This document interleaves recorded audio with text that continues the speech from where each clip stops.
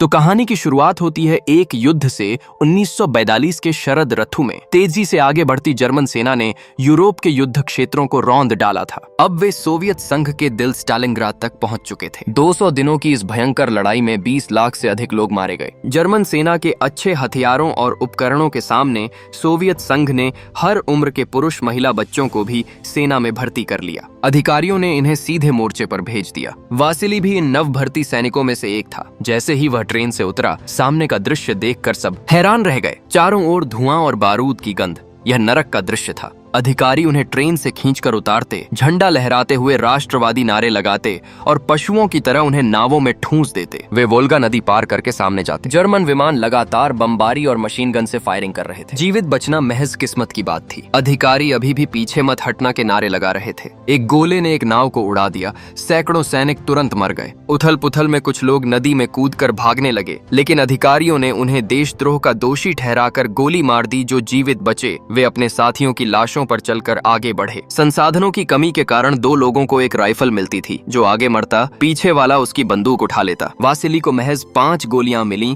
और वह बाकी सैनिकों के साथ युद्ध क्षेत्र में पहुंचा। सामने जर्मन सेना पूरी तरह तैयार खड़ी थी। टैंक लगातार आ रहे थे। युद्ध किसी भी पल शुरू होने वाला था। दोनों पक्ष अचानक शांत हो गए, जैसे समय ठहर गया हो। तभी एक सीटी बजी और युद्ध शुरू हो गया। अब उनके दिमाग में जीने मरने का विचार नहीं था, बस एक ही इच्छा थी, आक्रमणकारियों को मातृभूमि से खदेड़ना और देश की जीत के लिए अपना सब कुछ न्योछावर करना। जर्मनों के विमान, टैंक और तोपों के सामने सोवियत सैनिक जान की बाजी लगाकर हमला करते। हथियार भी किस्मत पर निर्भर थे। वासिली को एक बंदूक मिलने वाली थी, लेकिन किसी अन्य सैनिक ने पहले छीन ली। जर्मन फायरिंग तेज हो गई। सबसे आगे चलने वाले सैनिक पंक्ति दर पंक्ति गिरते जा रहे थे। बाकी सैनिक बिना आदेश के पीछे हटने लगे, तो निगरानी दस्ते ने उन्हें तुरंत गोली मार दी। गोला बारूद सीमित था, फिर भी अपने ही लोगों पर गोलियां चलानी पड़ रही थीं। स्टालिनग्राद की इस लड़ाई ने कितने निर्दोष लोगों की जान ली। धुआं छोड़ने पर जमीन पर लाशों की चादर बिछी थी। काफी देर बाद एक जीप युद्ध क्षेत्र से गुजरी, लेकिन तुरंत भयंकर बमबारी हुई। उसमें सवार था डैनिलोव,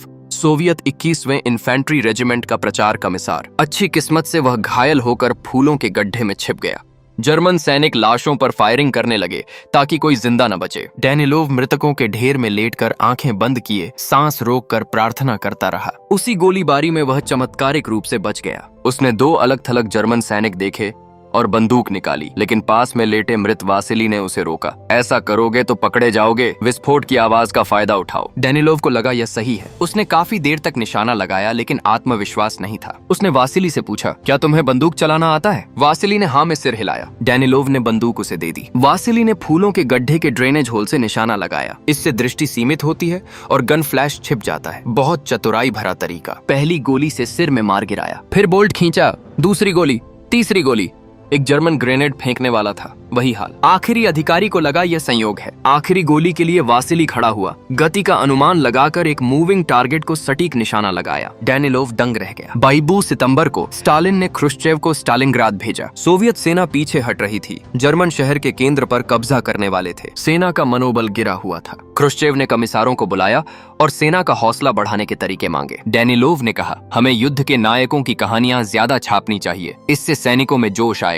और उसे एक ऐसा हीरो पता था। इस तरह वासिली स्टार बन गया। पूरी सोवियत संघ में उसका नाम फैल गया। डैनिलोव ने उसे एक दैवीय सोवियत स्नाइपर के रूप में पेश किया और उसे स्नाइपर टीम में भेज दिया, जहां अच्छे साथी और सपनों की स्नाइपर राइफल मिली। अखबारों में वासिली के कारनामों की रिपोर्ट छपने लगी। 10, 20, 50। न केवल सैनिकों का मनोबल बढ़ा, बल्कि दुश्मन भी डरने लगा। एक मिशन के दौरान स्नाइपर टीम को एक उत्साही छोटा लड़का साशा मिला, जो वासिली का दीवाना था। साशा ने उन्हें घर बुलाया। वहाँ एक खूबसूरत युवती तान्या थी, जो साशा की असली बहन नहीं थी। युद्ध में परिवार बिखर जाने के कारण वह वहाँ रह रही थी। उसकी मौजूदगी ने वासिली और डैनिलोव दोनों को मोहित कर दिया। दोनों एक साथ तान्या से प्यार करने लगे। जर्मनों ने इतने अवसर खोए थे, वे चुप नहीं बैठ सकते थे। 21 अक्टूबर 1942 को जर्मन मुख्यालय में एक किंवदंती आया। कॉर्नी colonel, Berlin sniper training camp का मुख्य प्रशिक्षक, असली एक्सपर्ट। वासिली की ख्याति ने नाजी उच्चाधिकारियों को हिला दिया। उन्होंने उसे वासिली को खत्म करने भेजा ताकि जर्मन सेना का मनोबल बढ़े। उसने आते ही 5 सोवियत अधिकारियों को मार गिराया। जानबूझकर अपनी लोकेशन उजागर की ताकि वासिली खुद आए। अनुभवहीन वासिली फंस गया। वह मॉसिन नागंट राइफल और P3 5 कैकोस्कोप के साथ डिपार्टमेंट स्टोर में एक छाया देखता है। वह आसानी से उसे मार गिराता है। वह एक साथी को कवर के लिए छोड़कर एक महिला साथी के साथ डॉग टैग लेने जाता है और जैसे ही वे निकलते हैं, कॉर्नी ने अपनी कार 98 के राइफल हाथ में ली और बचे हुए सोवियत टीम के साथी को आसानी से एक गोली से सिर में मार गिराया। वासिली और डैनिलोव सावधानी से 3 मंजिल तक चढ़े, लेकिन वहां उन्हें पता चला कि वे एक जाल में फंस चुके हैं।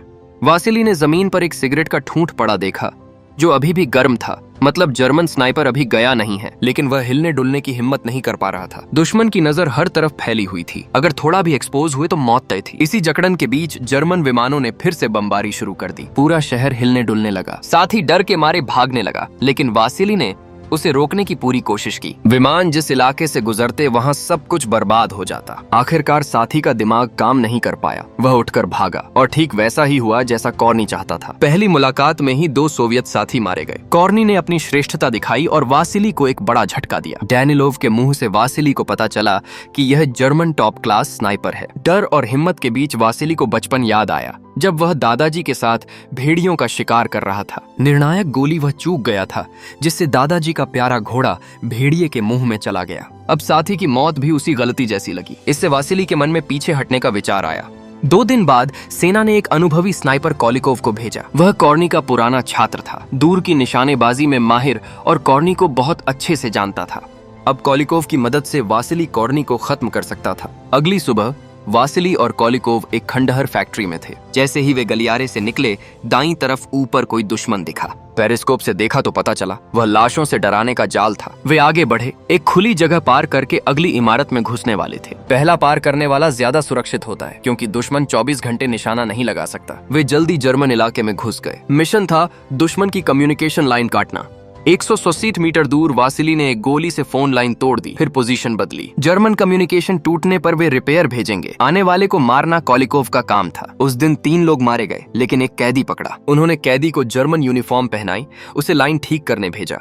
इससे कॉर्नी फायर करेगा और उनकी मंजिल पता चल जाएगी। यह प्लान काफी चालाक था। कोलिकोव ने ज्यादा नहीं सोचा, लेकिन कॉर्नी की नजर में यह लोकेशन एक्सपोज हो गई। कॉर्नी ने कोलिकोव की पोजीशन लॉक कर ली। कोलिकोव और वासिली भी मूर्ख नहीं थे। वे दुश्मन को डिस्टर्ब कर रहे थे, तो कॉर्नी भी उन्हें बाहर निकालना चाहता था। कोलिकोव ने स्टील हेलमेट को लालच बनाया। अगर कॉर्नी फायर करता है तो वासिली उसे मार देगा। कॉर्नी मुस्कुराया, निशाना लगाया, लेकिन गोली नहीं चलाई। वह खिड़की के पास खड़ा हो गया, जो स्नाइपर के लिए सबसे बड़ा खतरा है। वह जाल में नहीं फंसा। कोलिकोव निराश हुआ। अब वे अगली इमारत में जाने वाले थे। कॉर्नी ने इमारतों के बीच की खाई पर निशाना साधा। कूदोगे तो मार दूंगा। वासिली कूदने ही वाला था कि कोलिकोव ने रोका। पहला पार करने वाला सुरक्षित होता है। दोनों मजाक करने लगे कि किसकी बारी है। आखिरकार कोलिकोव जीता और पहले कूदा, लेकिन जैसे ही कोलिकोव कूदा, कॉर्नी ने उसे गोली मार दी। हाई स्पीड मूविंग टारगेट को भी सटीक सिर में मारा। कोलिकोव मर गया। अभी अभी हंसते बोलते साथी अगले ही पल मारा गया। वासिली डर के मारे कांपने लगा। बड़बड़ाया बंकर में लौटकर वासिली ने डैनिलोव से कहा, ये जर्मन मेजर, मैंने कभी ऐसा नहीं देखा। तेज दौड़ते इंसान को भी सिर में मार देता है। ऐसी प्रेडिक्शन और निशानेबाजी मैं नहीं कर सकता। डैनिलोव ने तुरंत बोल, हमारे पास इंसाइडर है। अगला कदम क्या होगा हमें पहले पता चलेगा, तुम आगे रहोगे। यह इंसाइडर था साशा, वह चालाक लड़का। साशा जर्मन कैंप में अफसरों के जूते साफ करता, बातें करता। कॉर्नी को इसकी खबर मिली। उसने साशा को चॉकलेट और कैनेड फूड दिए। बातों बातों में जानकारी निकाली। साशा ने जानबूझकर चॉकलेट का शौक दिखाया ताकि कॉर्नी को शक न हो। फिर उसने वासिली की अगली लोकेशन बताई, फैक्ट्री से निकलकर पाइप से गुजरकर बिना कवर वाली जगह तक। साशा ने जानबूझकर बिना कवर वाली जगह को हाईलाइट किया ताकि वासिली पीछे से अटैक कर सके। लेकिन कॉर्नी बहुत चालाक था। स्नाइपर को छिपने के लिए जगह नहीं चाहिए, बल्कि ज्यादा छिपने के तरीके चाहिए। उसने पहले वाले डराने वाले लाश वाले स्पॉट को चुना, क्योंकि कई बार बाद कोई वहां नहीं चेक करता। वासिली को इंटेल मिली। उसने सोचा और तय किया कि कॉर्नी केमिकल फैक्ट्री में होगा, तो वह पीछे से आएगा, पाइप से। कॉर्नी को इंतजार हुआ, लेकिन वासिली नहीं आया। अचानक पाइप में आवाज और हलचल। कॉर्नी समझ गया। उसने तुरंत पोजीशन बदली और पाइप के मुहाने पर निशाना साधा। वासिली और साथी बाहर निकले, लेकिन कॉर्नी के ब्लाइंड स्पॉट में थे। कॉर्नी ने उन्हें देखा, लेकिन गोली नहीं चलाई। उसे एक शॉट में सिर मारना था ताकि सोवियत का मनोबल टूटे। दोनों बाहर निकलकर प्लान बनाते हैं। 2 अलग अलग दिशाओं में एक साथ दौड़ेंगे। कॉर्नी ने गलत अनुमान लगाया। पहले दूसरे साथी को मारा, फिर दूसरी गोली से वासिली की राइफल का स्कोप तोड़ दिया। वासिली एक फर्नेस के पीछे फंस गया, हिल नहीं सकता। उसने घायल साथी को आदेश दिया, वापस जाओ, भागो। साथी चला गया। वासिली ने रस्सी से छोटी चाकू बांधी और अपनी टूटी हुई राइफल को खींचने की कोशिश की। सफलता हाथ लगने वाली थी, लेकिन कॉर्नी ने एक गोली चलाकर रस्सी काट दी। दोनों काफी देर तक जकड़े रहे। तभी जर्मन विमानों ने फिर बमबारी की, जिससे फैक्ट्री की टूटी कांच की शीशियां वासिली के पास गिर पड़ी। अब दोनों एक दूसरे को सीधे देख सकते थे। केवल एक छोटी सी जगह बची थी। तान्या को वासिली के फंसे होने की खबर मिली। उसने स्नाइपर राइफल उठाई और बचाने के लिए आगे बढ़ी। गई। तान्या की निशानेबाजी बहुत अच्छी थी और वासिली के पहले के प्रशिक्षण से और मजबूत हो गई थी। अब कॉर्नी की बारी थी मुश्किल में पड़ने की। उसकी पोजीशन एक्सपोज हो चुकी थी, एक बनाम दो बहुत नुकसानदेह। साथ ही वह देख रहा था कि वासिली उस लड़की से कुछ बात कर रहा है। कॉर्नी घबरा गया, समझ नहीं पा रहा कि किसे निशाना बनाए। वासिली ने तान्या को काउंटर अटैक सिखाया। अगर तान्या पहले गोली चलाएगी तो कॉर्नी तेज होगा। इतनी देर की जकड़न से कॉर्नी की आंखें थक चुकी होंगी। बस एक झटका देना था ताकि उसकी नजर पल भर के लिए चकाचौंध हो जाए। ठीक उसी पल वासिली तेजी से खड़ा हुआ, अपनी राइफल उठाई और एक गोली से कॉर्नी के बाएं हाथ में मार दी। अब कॉर्नी कुछ समय के लिए रुक जाएगा। हालांकि कॉर्नी मरा नहीं, लेकिन इस लड़ाई ने वासिली का आत्मविश्वास दोगुना कर दिया। तान्या भी बहुत खुश थी। मौत के इतने करीब आने से दोनों के रिश्ते में एक सूक्ष्म बदलाव आ गया। अगले दिन साशा ने अच्छी खबर लाई। कॉर्नी के जूते पर पीली मिट्टी लगी थी, जो केवल केमिकल फैक्ट्री के पीछे के खंडहर में मिलती है। मतलब वह वहां रेकी करने गया था। आधी रात को वासिली पहले पहुंच गया। लाशों के ढेर में छिपकर पीली मिट्टी वाली जगह पर निशाना साधकर इंतजार करने लगा। यह एकदम परफेक्ट स्नाइपर प्लान था, लेकिन ड्रामा हुआ।